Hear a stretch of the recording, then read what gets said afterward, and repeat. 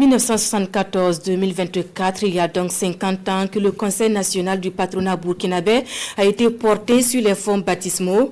Une halte s'impose donc pour examiner les défis et les perspectives de la contribution du secteur privé au développement économique et social du Burkina Faso. Une auto-évaluation au travers des états généraux du Conseil débuté ce matin à Ouagadougou. Rasmane Zoundi et Jérôme Tendano pour l'ouverture des travaux. En un demi-siècle d'existence, le secteur privé burkinabé passe de lieu de refuge pour ceux ayant échoué à l'école à premier pourvoyeur d'emploi avec plus de 10 millions de salariés en 2021. Premier mobilisateur de ressources financières pour le budget de l'État et pour l'effort de paix. Plus de 1200 milliards de francs CFA d'investissement en 2022. Une diaspora économique qui comptabilise près de 320 milliards de francs CFA de transfert en 2023.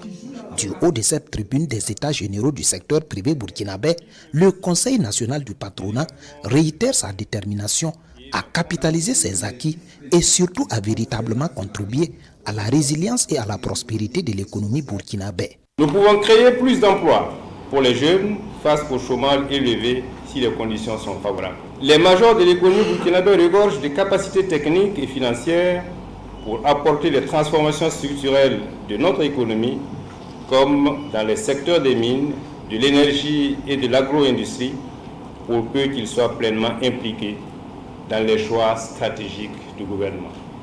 L'objectif général de ces États généraux, premier du genre dans notre pays, est de permettre à notre secteur privé de faire une halte, d'évaluer les différentes évolutions, de diagnostiquer ses forces, ses faiblesses, les opportunités qui s'offrent à lui afin d'améliorer sa contribution au développement socio-économique du Burkina Faso. Résolument engagé pour un développement endogène porté par une économie souveraine, le gouvernement compte bien sur le secteur privé pour bâtir le Burkina de demain.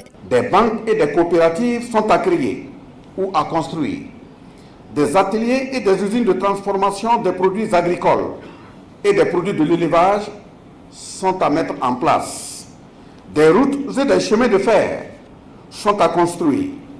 Des compagnies de transport routier et aérien sont à créer.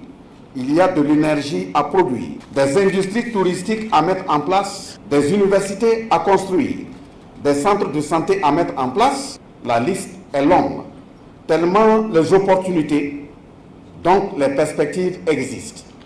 Au-delà du Burkina Faso, le secteur privé bénéficie maintenant d'un grand espace qui est la Confédération des États du Sahel, où il peut déployer son expertise et ses ambitions. Les chantiers sont ainsi connus, les stratégies aussi, puisque Dr Rassabalga Ouedraogo dévoile ici les résultats d'une étude sur la contribution du secteur privé d'hier à demain.